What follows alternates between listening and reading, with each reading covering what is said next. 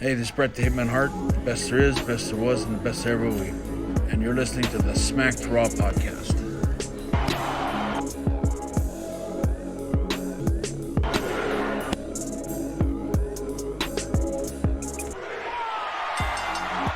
Three, two, one. We are live. How's it going, everyone? And welcome to the Smack Raw podcast, your one-stop shop for all your wrestling news, recaps, pay-per-view predictions, all that other good stuff. My name is Vince, and I'm sorry for this weird setup, but I'm here joined by Kyle and Sebastian. How's it going, guys? What's up? Okay, They're so ready to be spoiled.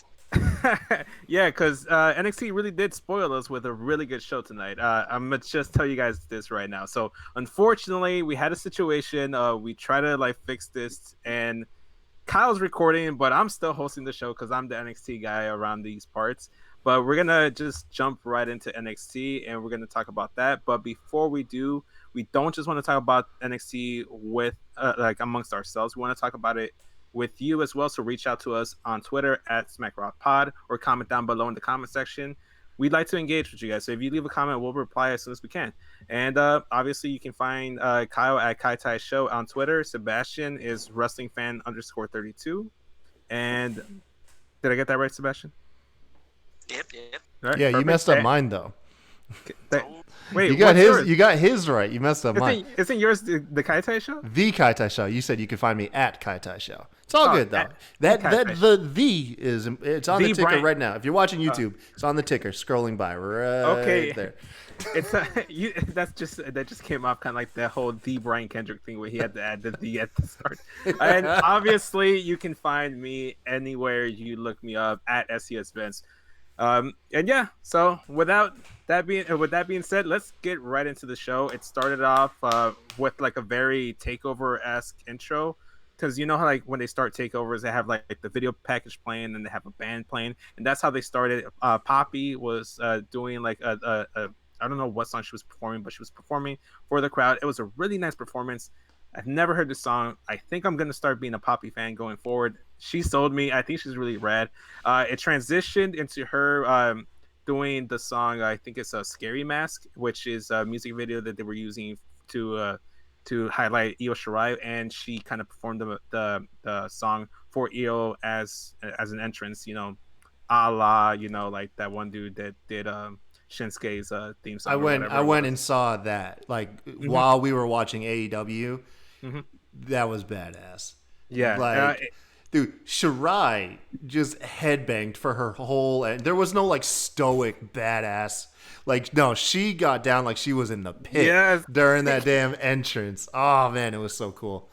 I freaking love it. Okay, so a little bit of context here. I was actually watching this on my phone while I was in line at Burlington, because I was at Burlington.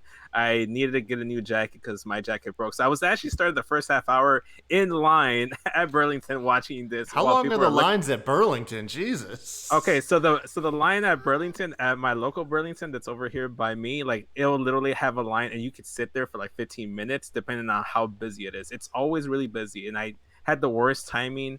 I just got stuck in there and I had to start the show in line. But I didn't miss much. Like I said, Io Shirai came out. She was facing Candice LeRae. She came out next, and without getting into the match, it was a really good match. Honestly, Io Shirai, Candice LeRae, inject that into my veins. I will take that every day of the week. They're so good together. They're both phenomenal wrestlers. How many matches have they had now? They're in a feud, right? They're in a real good feud because, for a second there, we were under the impression that Io was moving on to Shayna to be in that title picture, because Shayna, she was having everybody come for Rhea, Bianca, and Io, and then Candice LeRae just comes in, kind of like Johnny Gargano, that person just won't die, won't leave you alone. So it's coming off very Ciampa Gargano-esque, because they're trying to play up the fact that supposedly they were really close friends or something before this feud, which I'm sorry, Mauro, you cannot sell me on that. They had maybe 1 or 2 tag matches together, and that was about it. So you can't sell on me, and you can't sell me that they were friends. This feud was totally not meant for Kairi Sane at all, right? No. It It was so mad for Kairi Sane, and she was brought up, and that was a great point because I haven't thought about that, Kyle. Yeah. It's like one of the things we're missing over here on the NXT podcast. Sometimes we got to switch that up sometimes. But match was really good. It ended up with Io Shirai bringing in the steel chair, trying to get the ref's attention. Takes the chair away from her. I believe it was Shirai. Damn it. Candace, I don't remember what move she tried to hit, but she ended up landing on the chair. So she gets knocked out because of the chair, and she loses it that way. So I'm not going to go into the match because time constraints, and obviously. No, man, I'm all for it, man. So they were knocking it down. And after the match, she was gonna attack Candace, and then Rhea Ripley comes out because their beef isn't over. They're still not done with each other because Io came out and just got into Rhea's business, and so it looks like they're planting the seeds for Io Rhea Ripley feud going forward. Okay, so this is what I really love about the women's division. NXT right now is so loaded, and they have so many interweaving parts that legit everyone is just doing their own thing and just interacting with everyone. Really feels like the editorial where you had Rock, Austin, Mankind, everybody. They were all players, all interacting at the same time. So that's this is where NXT is really shining right now, is their women's division. Okay. Yeah. And I think that's one thing that they have over AEW right now is their women's division. I would agree with AEW you. is knocking it out of the park with the tag team division, but NXT right now is doing a solid job with the women's division. Because WWE scooped them all up, man. There wasn't anyone left for AEW. No, I'm not going to dunk on them like that. No, AEW is good, but yeah, NXT is on a different level. Yeah, so that was basically the segment. Rhea came out, so it doesn't look like they're done there. They go ahead and showcase the main event is going to be Matt Riddle and Keith Lee taking on Red Dragon of Undisputed Era, Bobby Fish and Kyle O'Reilly. Are the titles on the line? No, titles were not on the line. It was just kind of like Keith Lee trying to get his revenge, and he chose a partner. He could choose a partner, and it was Dijakovic, or however you say his name, man. We just on NXT podcast we just call him Dijak for short. Dijak, thank you. Yeah, so we Dijakovic. So it was actually built through So it was actually built through Twitter, and that's how it was. So so they were saying that Matt Riddle's and Keith Lee are actually friends, so that's why he turned to his friend. And obviously Matt Riddle has previous beef with Undisputed Era, so that's why it happened. Gotcha. So it looks leading into the closing portion of the show, we might see Dijak injected into it, but we'll get to that. So they say that's coming up, but they go into commercial. But before they say that Finn Balor's coming out. And when we come back, Finn Balor comes out, does his normal typical entrance, and he does the whole like pose, and then the lights go out, and then it's literally entirely blacked out and just a spotlight on him. And the commentators made a really strong emphasis on the point that he compared main roster to Hollywood, and he said that NXT is Broadway, and just like Broadway, the spotlight is on Finn Balor. There's all blacked out. So I liked that whole thing. And during his entire promo, the spotlight was on him, and it's just all dark. The crowd was darked out. So that was one thing they were saying, is that it's just Finn. It's not about the fans. He was the gist of his promo. He was saying something along the lines how, like everybody's been talking about him, and the product doesn't tune in for him. Like he doesn't tune into the product. He doesn't watch the product watches him. And he threw a jab at Bray Wyatt, saying that they came out, they had me like put over or like lose to like some guy in a mask. So all he did was like put on the mask, and I had to lose to him. But guess what? I took off my mask, and look at me now. Everybody's talking about me now. So he threw a jab at the Fiend. Then he goes ahead and says that the one issue that he has with the locker room is that there's a bunch of fans in the locker room when they should be out here with the rest of these people, and that he's not a fan, and then that's why he targeted Johnny Gargano, because he's like the biggest culprit in all this. He shouldn't be a wrestler. He should be a fan, because that's all he is. He's just nothing more than a fan. And He's basically saying, I'm gonna turn you into Johnny Watches Wrestling. 'Cause yeah, that's what you're he's gonna like, be oh, doing. yeah, it's Yeah, like, yeah, so yeah. yeah, that was a good line right there. It's like, oh, like they call you Johnny Wrestling, I'm gonna turn you into Johnny Watches Wrestling because that's exactly what you should be doing. And he basically said that you're in the hospital, you were in the hospital, you got released, but you come for me, I will send you back. Basically, it was just the promo, but man, it was so good, short, sweet, to the point. You got everything you needed from it. Hold up. This man had the nerve to go out there and talk about the Fiend? That's how he started. How his promo. dare him? The Fiend is untouchable right now, man.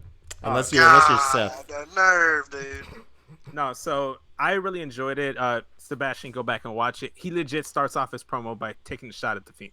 That's how he starts his promo. Damn. Which I mean, you freaking gotta attack the untouchables to make a name for yourself.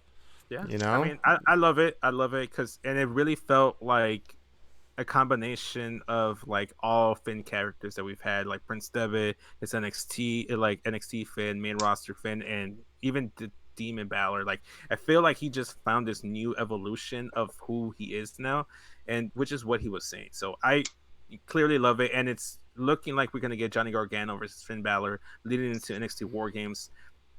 I'm pretty stoked about that. I think that's really good. Yeah, Johnny's he's gonna fall on some L's here soon. I can feel it, man. For sure. Yeah, Johnny's gonna be falling on some L's here soon. They're gonna call him Johnny Midcard here soon. Johnny Midcard. After this, they did kind of like a little like kind of like a nice, cool little video package for the Kabuki Warriors because they were going to be on NXT TV. And I forgot what was the band you were talking about, Kyle, but Baby Metal. Yeah. So from what I heard on Twitter, what I saw is that they actually were like playing a song like for the vignette for Kabuki Warriors. No joke, it's crazy. Like, yeah. It's so weird. I should not know this music, but yeah, Baby Metal. If you look at the Shirai's entrance, there's a rift that sounds like it's straight out of Baby Metal's song "Chocolate." You'd have to play you'd have to play Shirai's entrance first, and then I think I'm getting the song right. I'm not a huge fan of Baby Metal, but I saw him live at Carolina Rebellion one year, and they tore it down, man. I'm learning a little bit more about you than I thought. Yeah, man. than I thought I would today. Yo, do you know about Baby Metal? Do you know about them? No, I didn't know. They're like a bunch of Japanese like J-pop girls, right? But they have a full-fledged like metal band backing them up. Nice. And they sing in Japanese. They do the choreographed dancing, but it's all to metal music, and it's surreal. I'm not saying it's not saying it's incredible. I'm not saying it's crap. I'm saying it is surreal when you listen to them. Yeah, so that's all. I'm gonna leave it there because they're a polarizing band. Yeah, but go on. After that, yeah, the one match here that I would say the low point of NXT, and that's not a knock on the match itself. It's just that everything else was just NXT so good. sucks. No, go on. It was Shane Thorne taking on Bronson Reed. The match started off kind of quick, Shane Thorne trying to get the upper hand on Bronson Reed because he is the bigger competitor, but and then end up being more of a back and forth match towards Bronson Reed's the Australian guy, Australian strong style, right? Okay, yeah, I know the who Australian you're talking about. strong style guy, yeah. So it was him versus Shane. Oh, ironically, I think they're both Aussies. They are. Yeah, I think Shane Thorne, I think, is Australian. Okay. Yeah, so nice little fun fact there, So in the end, it was Bronson Reed that got the win here. Looks like they're building him back up, and I think they're pretty high on him. I'm high on the guy myself. I know Jay and Benji, when we were on the podcast when he was having this match with Matt Riddle, they didn't like that Matt Riddle was able to like pick him up with ease or do like his normal typical like move set on him, given that he was a bigger guy. Okay. They're pretty high on him. I'm warming up to the guy. I think he's pretty good. After that, we had like a little like video package for Mia Yim, so they're still trying to like make sure they keep her in people's minds and make sure people don't forget about her. And from there, we transition into probably the match of the night for me, which was Team Kick, Dakota Kai and Tegan Nox taking on the Kabuki Warriors. My God, amazing, beautiful, beautiful, awesome, amazing match, man. Yeah, so I'm like I said, not gonna go into too much details, but it was one of those things where it was Dakota Kai was in there for a really long time. She was working on the knee. At one point, like they were kind of getting the upper hand on Kabuki Warriors. Asuka targets the bad knee of Dakota Kai, and they use that to isolate Dakota Kai from Tegan Nox. Literally, it felt like 20 minutes. She was in the ring just getting her ass kicked by Kabuki Warriors until like Tegan Nox eventually gets the hot tag, get things going. Eventually, at one point, Dakota Kai gets the tag back in. The win. Do you guys just want to know the finish to it? I guess. Yeah, go. I mean, obviously, this the podcast. You're tuning Yeah. in to hear what happened. You can't. Like, well, Kyle and Seb are on the show this week. We can't do spoilers for the matches, so I'm just gonna tell you if I liked them or not. Go watch them for the finish. Like I said, this match probably the best match on the entire night for me. I really enjoyed it. The women killed it. Both Kabuki Warriors, they freaking killed it, and it's just like they've hit a new gear now. Ever since like I want to say Monday Night Raw, ever since the heel turn, they incorporated the Poison Mist, and that's what they did. So it was Asuka that hit the Poison Mist onto Dakota Kai, tagged in Kairi Sane to hit the elbow Insane drop, elbow.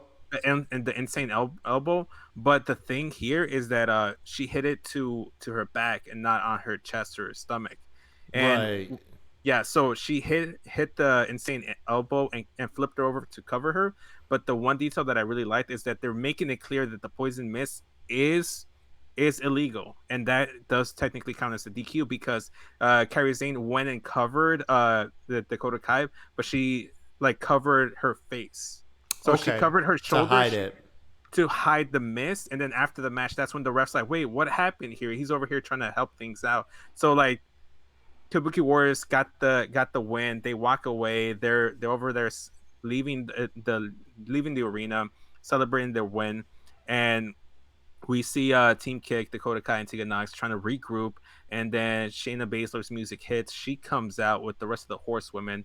They start to isolate the ring shield style, and Tegan Nox is the only one that's able to like kind of like stand up and fight initially. And both of them had their knees worked on by the Kabuki Warriors, so they're both battered. They're both like So the Kabuki Warriors didn't get jumped. They exited, you said, right? No, so they exited the ring. So Shayna and the horsewoman didn't come in. Because you're not going to have heels jump heels.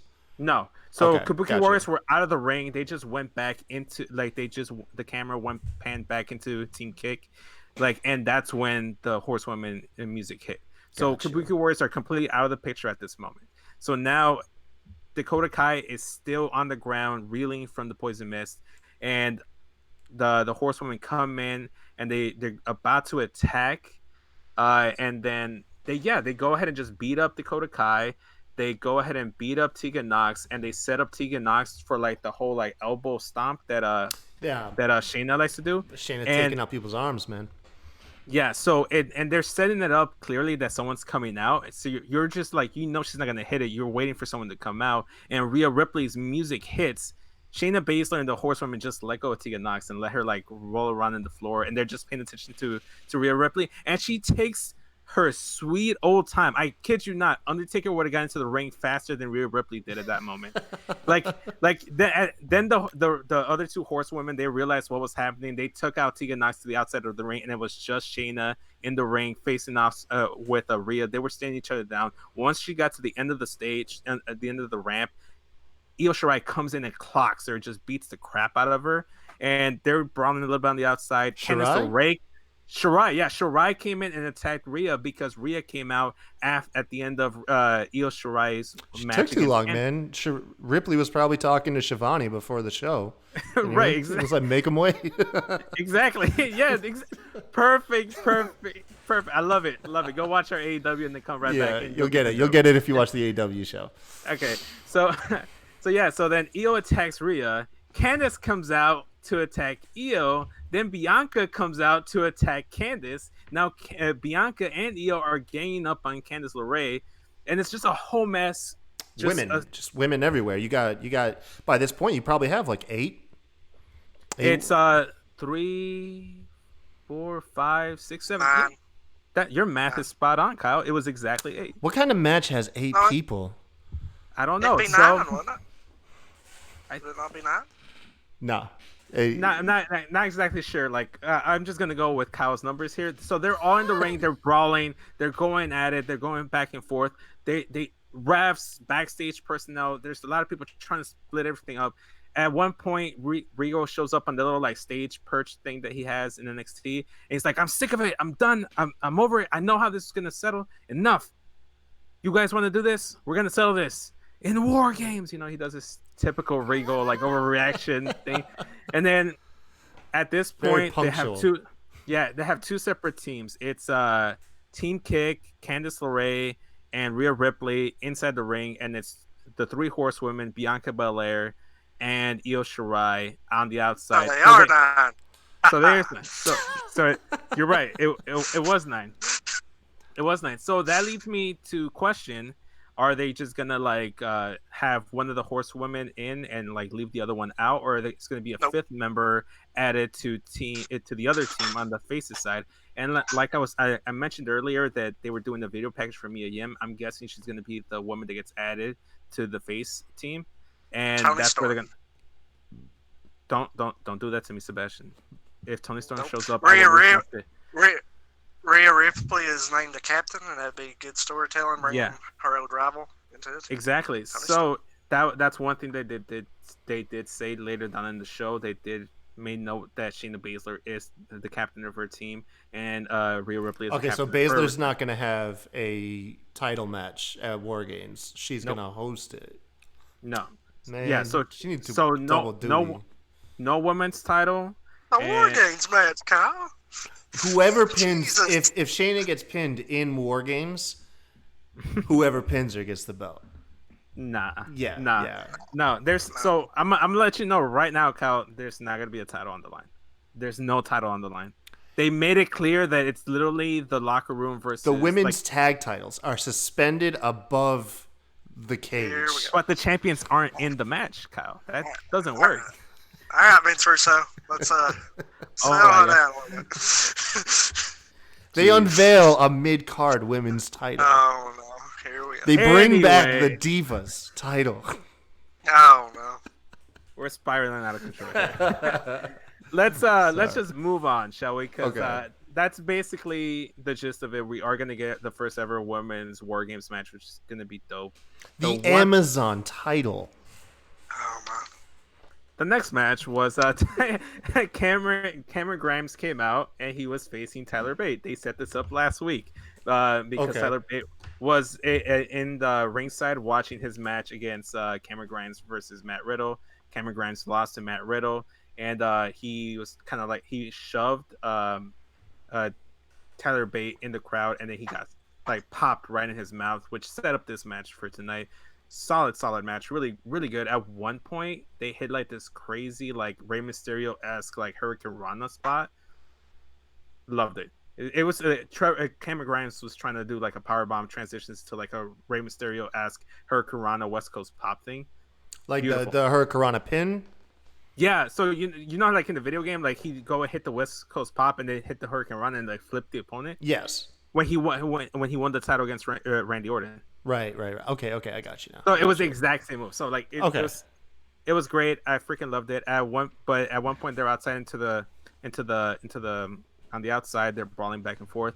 Killian Dane is out there and distracts Tyler Bates, which allows Cameron Grimes to pick up the victory because Tyler Bate goes inside the ring. Cameron Grimes diving moon stomp 1, 2, 3 picks up the win there.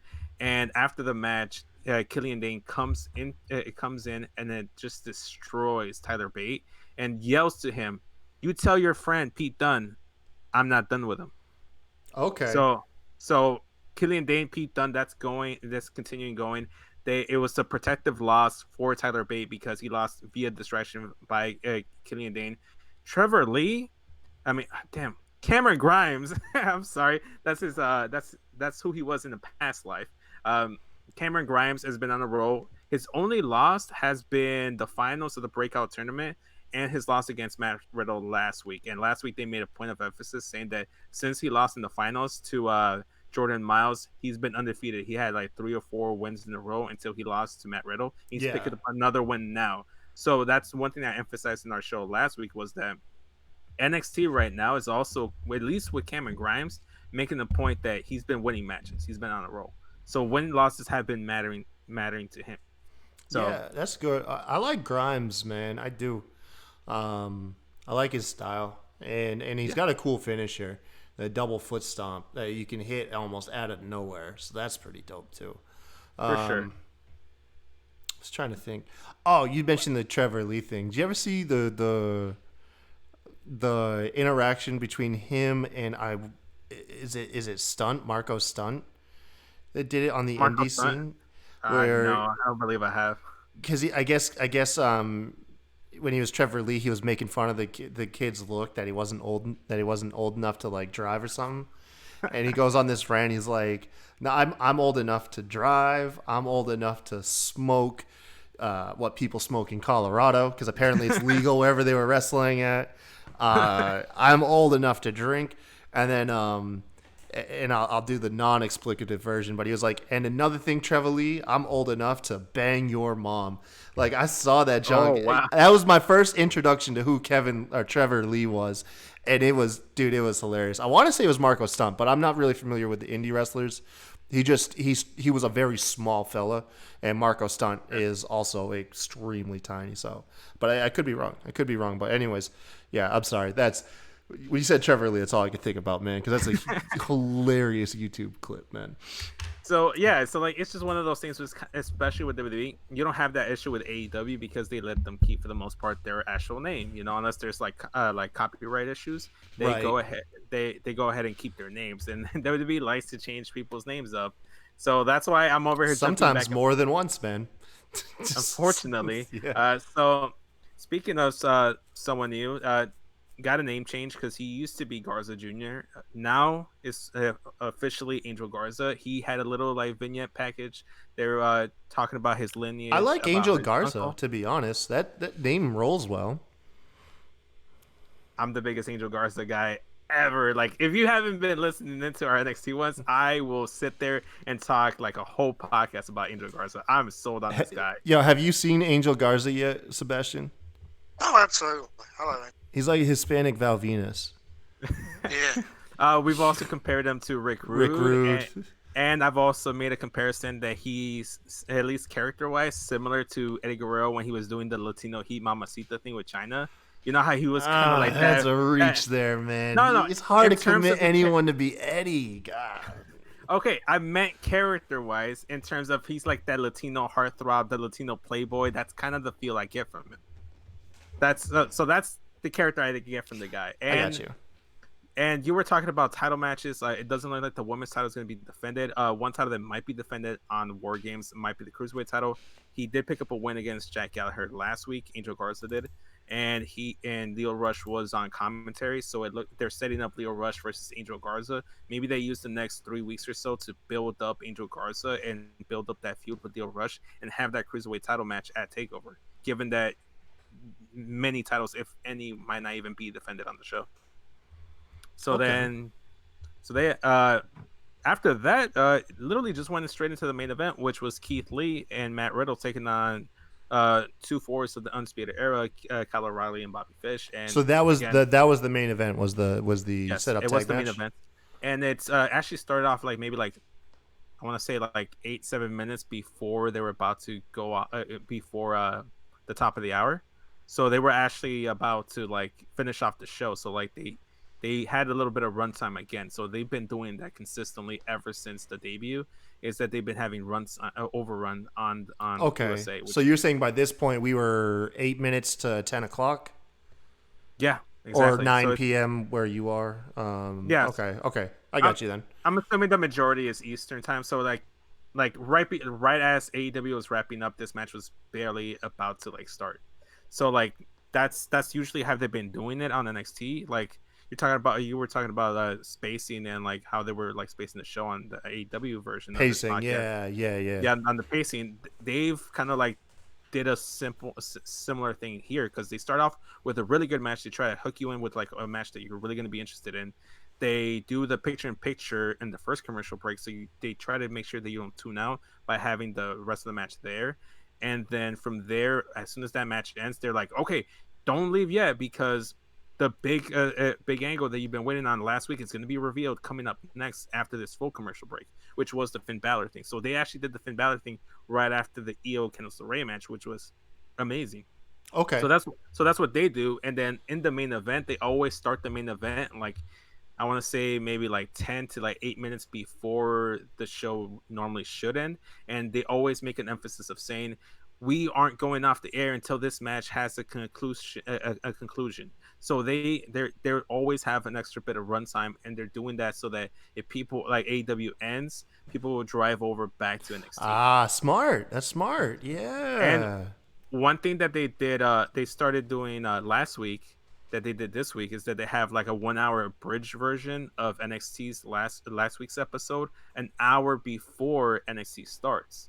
So they actually do a thing where like, oh, you know, like it's the 1 hour block before NXT and AEW starts, and it literally jumps right into the newer episode. Kind of like when you're watching an anime or you're watching any kind of TV series, they'll have the rerun of last week's episode. And like, but you right said a before 1 the new hour episode block. is So supposed what do to they premiere. do? Just air the second hour, or If you get what I'm condense it? going with it. Hmm? Okay, I kind of froze there for a second. I thought you just kind of like were like completely like out of it. I wasn't sure if you got any of that. No, I heard all of it. What I was wondering is you said the 1 hour block was obviously NXT is 2 hours. Is it the second hour? Do they condense? No. So before the actual 2 hour show starts, an hour beforehand at 6 o'clock or 7 o'clock your time. So 7 Eastern, they have an abridged version of last week's episode play before the new episode of NXT. Okay. I got you now. So they have 5 hours straight of NXT because tonight they started doing a repeat right after it went off air. Exactly. So right after they went off air, they went straight into the rerun. Yeah, I wonder how NXT's doing on US. I mean, well, never mind. We get the ratings every week. They're doing okay. I think today, I don't know if they're gonna keep doing that. Just showing the rerun right immediately after the show ends. Because like today, AEW and NXT had a lot of competition. It was a World Series, I believe. There's a lot of stuff going on today. Yeah, there was a lot of stuff. Some guy was saying like. Yeah. So it was just like a whole list of stuff. I saw on Twitter there was like a list of like maybe like 7 or 8 things, and obviously NBA basketball's back. There's like right now it's like the gold mine for sports. There's NFL, there's baseball, there's soccer if you're into it, and there's NBA basketball, and you have I like how you say everything with confidence, and then like soccer if you're into that. Just don't make okay. Don't downplay sports you like.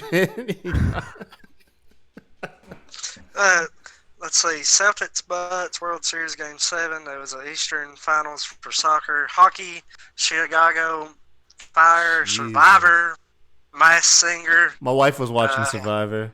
She said that Survivor had some dang racist stuff on it, man. I was like, damn, stuff is everywhere. Anyway, go on. Actually, Sorry. no. Masked Singer would be off the list because the World Series took Fox, so you gotta take them off. Mm-hmm. Okay. Have y'all seen The Masked Singer? No. It's kind of okay. It's like it's like you get like 2 beers in you, and you're like, dude, who's under the mask? Like you just instantly like hooked. Like, oh my god! I bet it's Elon Musk. He has nothing better to do. Right now, you're just listing names. I have no idea who they are. Elon Musk. He's like the biggest name in the tech community. No. He built he mailed out flamethrowers, but he labeled them not flamethrowers because it's illegal to mail a flamethrower. So he labeled them not flamethrowers, and it made it legal. And but you can't mail propane. So with every flamethrower that's not a flamethrower, he mailed you like $5 as well to go get some propane. Nice. Yeah, I like that. It's but yeah, let's going back to the match though. I was about to say, did you? I missed the winner of the match. I wasn't sure if you said. No. I kind of like went into like saying like I kind of just transitioned into like the whole pacing of NXT. But going back to the match again, another banger of a match, as like we like to say on the show here. It was a really good match. It was a banger. I liked it. The combination of Keith Lee and Matt Riddle are really good. It was a weird choice of partner because you would think storyline wise it would lead to Killian Dane. I mean, not Killian Dane. Dijak and Keith Lee pairing up together. Yeah, Kind of man. doing like the bar thing with Cesaro and Sheamus. Maybe it still might happen. We don't know, but the way they framed it was he had a choice of partner. He chose his friend, and they went at it. And for the most part, they were pretty dominant. It was a really good match, back and forth. In the end, it was Keith Lee and Matt Riddle that pick up the win. About time Keith Lee gets some wins. Yeah, Jesus, exactly. Man. I think it was Matt Riddle though that picked up the win though. So technically, Keith didn't get the pin. Hey, the W is on both their names. All right, Yeah. so Yep. It's not on their nameplate when they come out like AEW though. It doesn't have their tag record. No. So then after the match, we had the rest of Undisputed Era come out and Tommaso Ciampa come out, and again, just like the women's segment, another back and forth brawl type of thing where eventually at one point, poor Kyle O'Reilly, he's in the middle of the ring. They circle him, Shield style. Keith Lee, Matt Riddle, and Tommaso Ciampa, and just destroy him. Nice, just destroy him. And then Undisputed Era, the rest of them, they're outside the ring. They're over here just like reeling from it. Adam Cole left the NXT title in the corner, and Tommaso Ciampa slowly makes his way towards it. He's about to touch it, but doesn't actually touch it, like almost knowing that it's bad luck to touch the title. Yeah. He gets on the mic. He says, "Sorry, Goldie, not right now. I have other business to take care of. I'm going to go to war." So they've emphasized and they kind of like basically made it known that it's going to be Matt Riddle, Keith Lee, Tommaso Ciampa taking on Undisputed Era. Obviously, they have to fill in that fourth spot. That fourth spot in there. It's not going to be Johnny because he's going to be wrapped up with Balor. Sebastian, who do you think gonna fill that fourth spot? That's gonna be Dijak or Velveteen. Dijak or Velveteen. So no, because you need a belt defended though at War Games, and you can't have no belts defended. NXT Cruiserweight title. The NXT Cruiserweight. Or so don't forget one thing that they winner takes all. Yeah, man. They could do winner takes all. Very true. And obviously you bring in Velveteen. So it could be Dijak. Velveteen Dream did get attacked by Undisputed Era 2 weeks ago because Rodri was supposed to defend his title against Velveteen, but they ganged up on him, beat him up, so he didn't have to defend the title. And because of it, I completely spaced that. That Roderick's the North American champion, not Velveteen. My fault. Exactly. No worries. Yeah. There's a lot of wrestling to cover. There is, man. I watched that. We had covered it, man, in one of our shows. Right. So Velveteen's out. They got attacked by Undisputed Era, and just in case you guys haven't been fully like 100% into like the details of stuff, that it was Keith Lee versus Dijak, number one contender. Roger Strong came out, and he made it into a triple threat match for the undisputed title, the North American Championship. It's okay, I got you, bro. I'll bail you out. I always do this when I talk about the North American title, just because it looks red, and I think Universal title, but then they're called undisputed Era, so that I kind of combine everything together and call it the undisputed title at this point. I've done it like 3 times in the last couple weeks, but. So there is a storyline there, so Dijak can be incorporated in there. And on Twitter, he did say he wanted a piece of the Undisputed Era. He wanted in on that fight. So that might be Undisputed Era was in last year's War Games, right? Too. They've been in every one of them. They've been in all of them. One. Yeah. But the thing, there's only 2, but yeah. So the first one, it was the 3 versus 3 versus 3, where Roddy was part of AOP. He dressed up like a mini version of the AOP. That's right, I remember. Then that. The second one was all 4 members taking on Pete Dunne, Ricochet, and Viking Raiders, or War Machine at the time. War Raiders. Yeah. Whatever their name was. Whatever their name was. Yeah, I think it was War Raiders. The Viking Experience. Jesus, they're never gonna live that down. They won't. So never live it looks down. Like they definitely gonna have 2 War Games matches, which is interesting. I was under the impression they were just gonna have one, and it was gonna be the women's one. But we always knock main roster for having too many of a single match in a gimmick type pay-per-view, and NXT has kind of created that in War Games.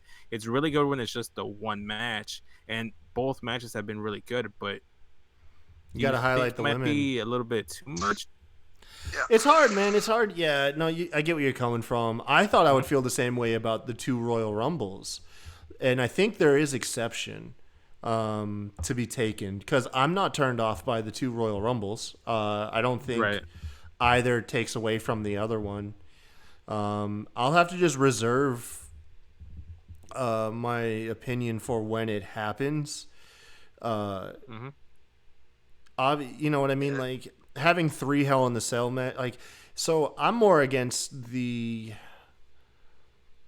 because NXT it is weird because they're committing an act that a lot of people are vocal against. We're vocal against gimmick pay-per-views because the matches don't get billed like organically. It's just that time of year again.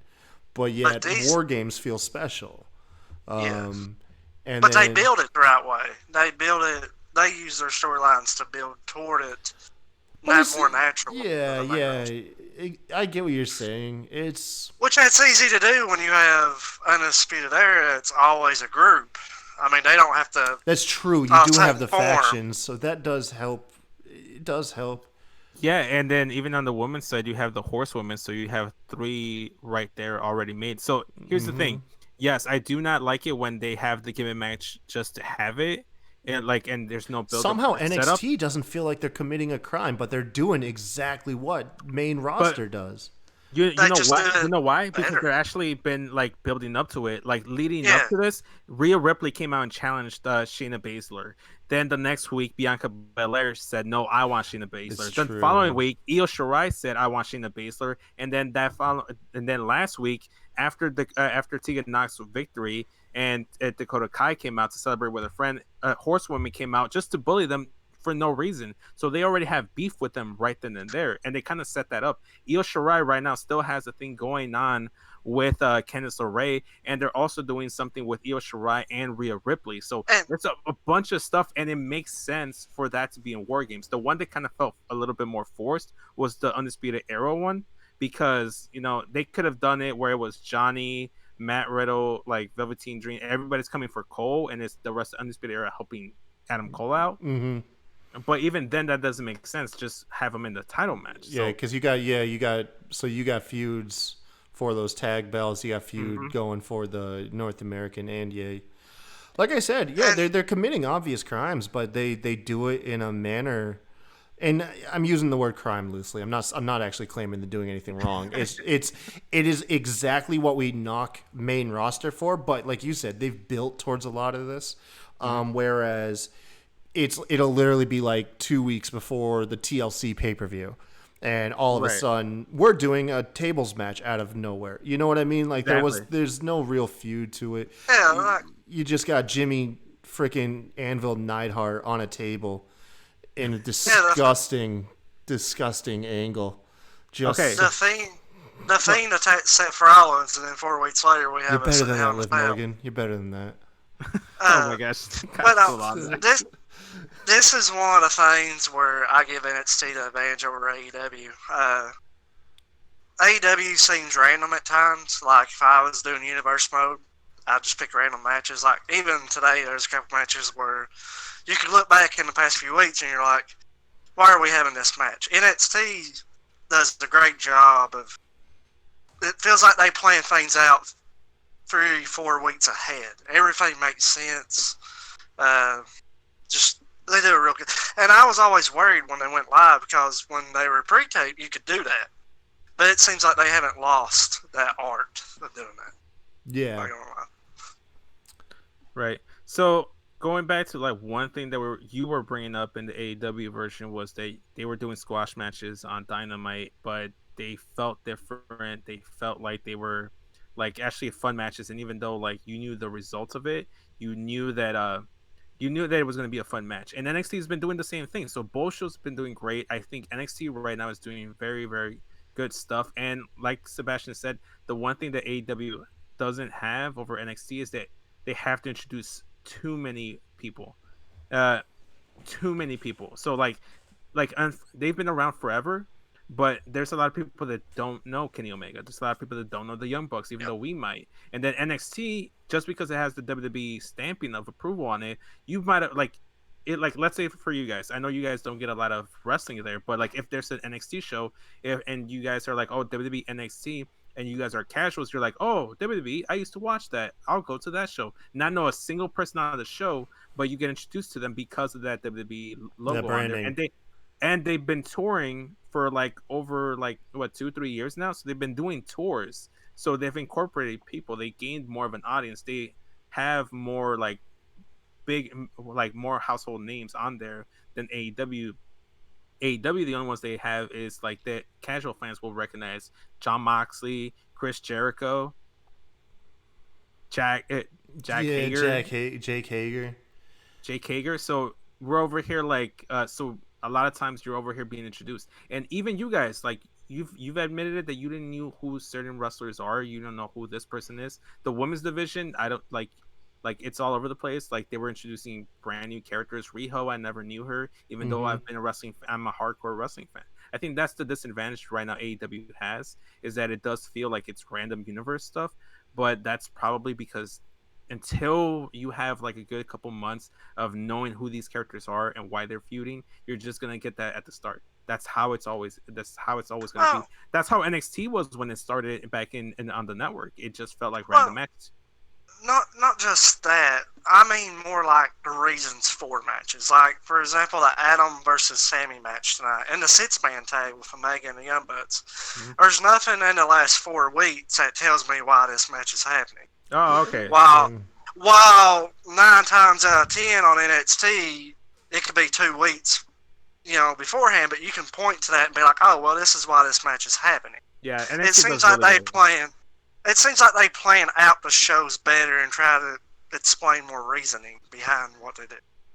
Well, I think right now what AEW has going for it, as far as their matchmaking goes, is we've just dumped all of our competitors on the floor, and we got to see where everything lines up.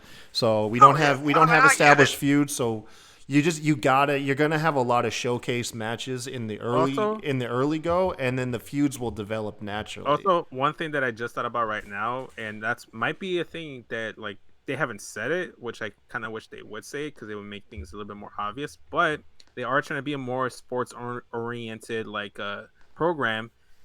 You don't have like the Chicago Bulls taking on the Cleveland Cavaliers because last week, I get that. So it's like that, and even in MMA and boxing, sometimes you just have matches just to fill up a card. So they're building. It feels more like a wrestling show, but it's like produced and like handled like an MMA fight night type show. I think the feuds are going to come later.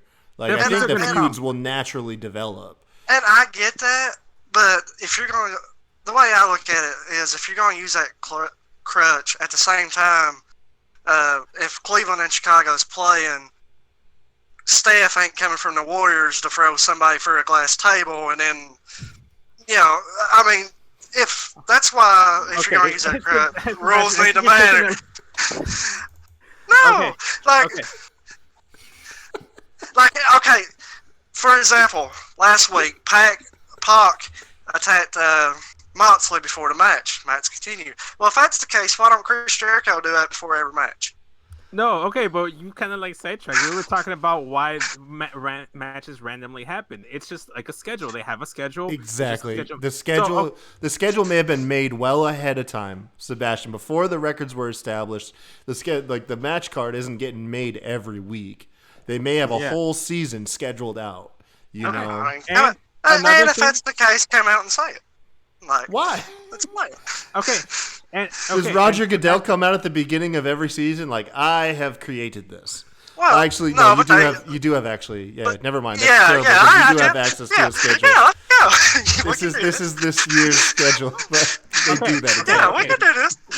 One point that I will say, that it feels like an indie show on cable television. And when I say that, what I mean is when I obviously I go to a lot of indie shows here in Chicago. Sometimes I don't know who the wrestlers are. Sometimes like I don't know like their gimmicks. I don't know why they're fighting. Sometimes they're just having matches for the sake of having matches. But legit, what you see in the AEW is what you're gonna see on your local indie show.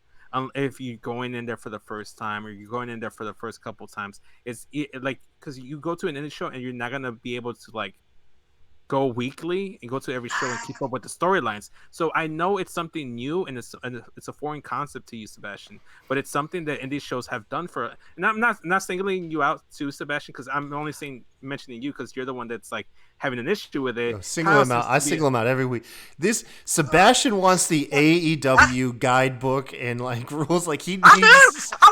I want consistency. I want continue. I mean, that's what I want. Look, I will sit here and I will shit on Monday. Sorry, Kyle. I will crap on Monday Night Raw and SmackDown every week for the lack of consistency. Well, I hey, will do tonight it for AEW as well. let's have an episode where we go back and forth about the holes and all of that stuff. Let's go ahead and wrap up this NXT episode because this is still an NXT episode. Now NXT does a fantastic job. Okay, now I did crap on NXT a few weeks back when we had this streak fight, but somehow it ended because there was a locker room brawl. Yeah. So I'm fair. I will do it to NXT as well, not just AEW.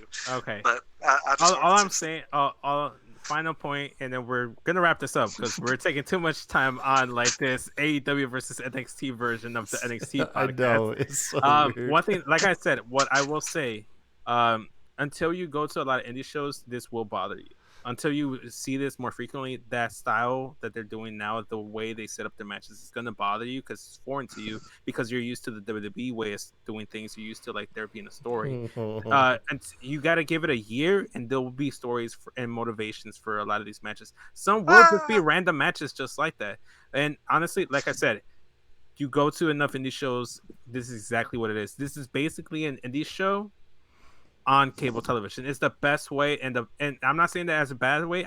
It's a compliment I'm saying it as a compliment to AEW because I love going to indie shows. I enjoy going to indie shows way more than going to like Raws or SmackDowns or anything like that. Which I didn't mean it as a knock against them. I was just meaning, like Kyle said, forcing certain gimmick matches. That's what I meant. It seems like AEW plans this out where they don't have that hole as far as the main roster. If they would just release a private schedule to Sebastian, he would. I would and the rule book. The rule book. I don't even care about the rule. I don't even care about the schedule as much. But the rule book, that makes me mad. If you're going to be a sports league, don't have somebody from the outside come and cost you, and that hurt your record. Ever since they said they want a sports-like product, Sebastian is like, well, in that case, you need a commission. I need drug testing. I need consistency.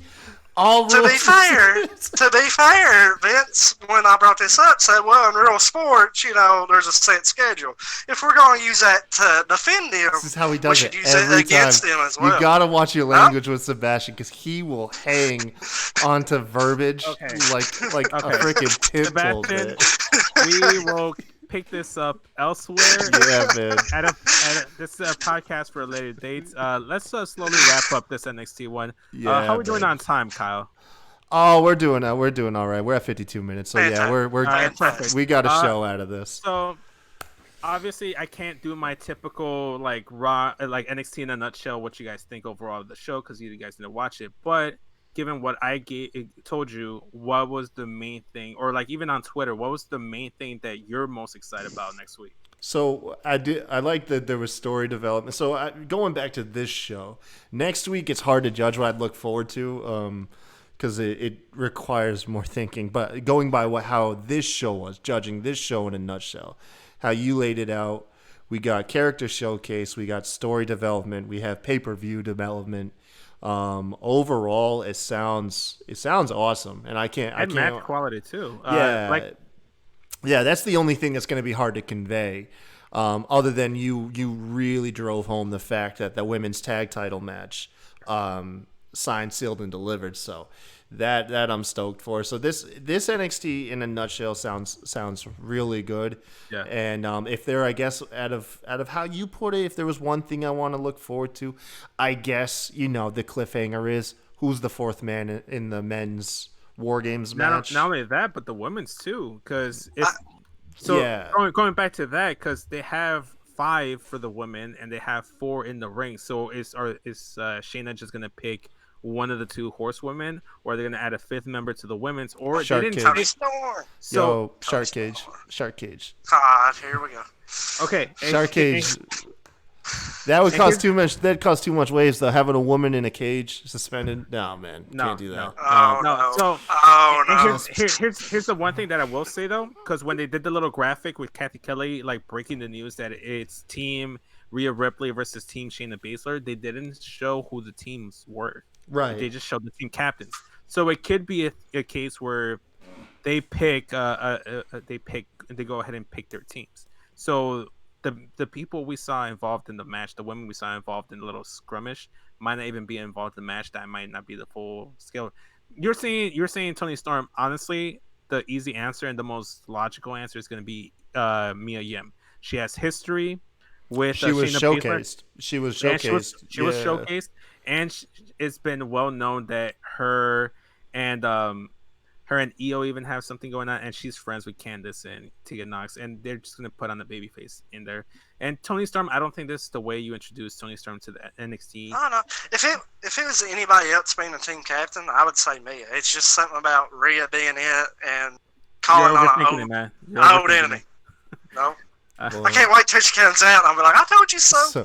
Anyways, you guys, after you're done eating that Halloween candy, if you didn't already watch it, man, watch our AEW show as well. That was a good one. For sure. Yeah. Definitely.